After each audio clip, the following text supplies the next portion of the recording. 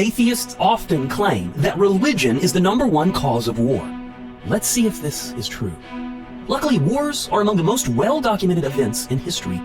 Between 3500 BCE and 2008, there were 123 major battles with religion as their prime motivation, according to the Encyclopedia of Wars. Of those 123 religious battles, 66 were waged in the name of the Islamic faith. So Islam is the motivation for 53% of all major religious battles. All the other religions combined waged less than half of the religious wars. But what percentage of all major wars are religious in nature? Encyclopedia of Wars claims that of 1,763 recorded wars, 1,640 were not motivated by religion. Usually these wars are motivated by governments. So that means that 93% of wars have governmental and political motivations. Only 3.7% were waged in the name of Islam, and 3.2% were waged by all other religions combined. So, government, not religion, is the leading cause of wars. Often these same atheists cite a handful of Christian atrocities to bolster their case for the religion equals war argument.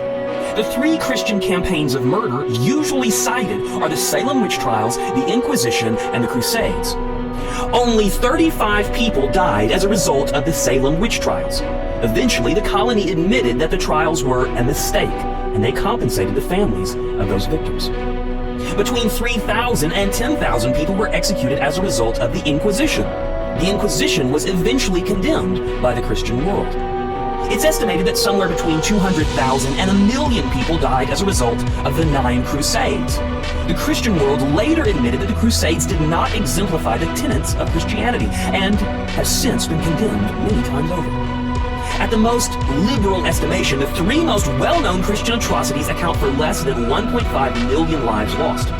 Hardly any Christian alive could claim that any of these 3 acts were truly inspired by Christianity, but instead were a rejection of the central philosophy of the Christian faith. Now, let's take a look at some much larger numbers.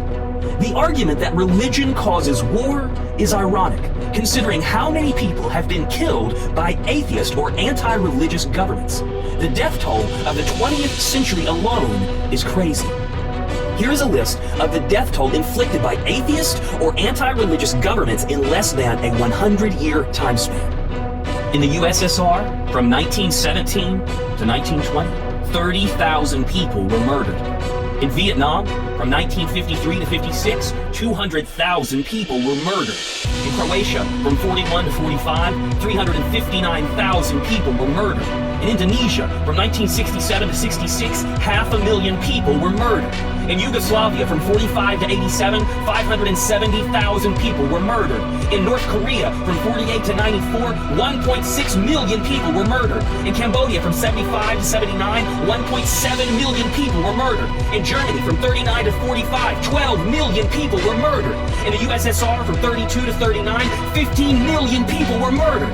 In China, from 58 to 61, and 66 to 69, and in Tibet, from 49 to 50, 78 million people were murdered by atheist or anti-religious governments. So clearly, calling religion the #1 cause of war is false. The fact is, we all have blood on our hands, even those who have never murdered. There is evil in the heart and mind of all people.